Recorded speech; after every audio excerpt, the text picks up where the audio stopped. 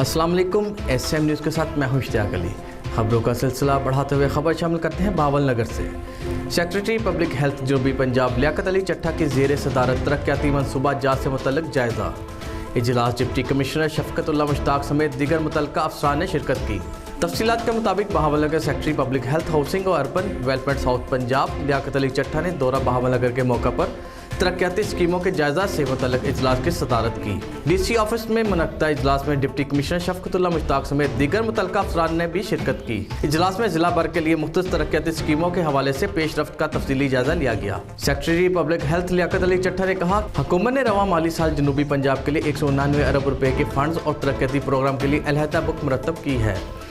हुकूमत ने जनूबी पंजाब के अवाम की तरक्की और खुशहाली के लिए अलहदा बजट मुख्तस किया है। जनूबी पंजाब के लिए मुख्तस 35% बजट की रिंग फेंसिंग भी की गई है। डिप्टी कमिश्नर बहावलनगर शफकतुल्लाह मुश्ताक ने कहा कि हालिया इजलास में जिला भर में पब्लिक हेल्थ की 11 स्कीमों की मंजूरी दी गई थी। इन स्कीमों पर 38 करोड़ 50 लाख खर्च किए गए।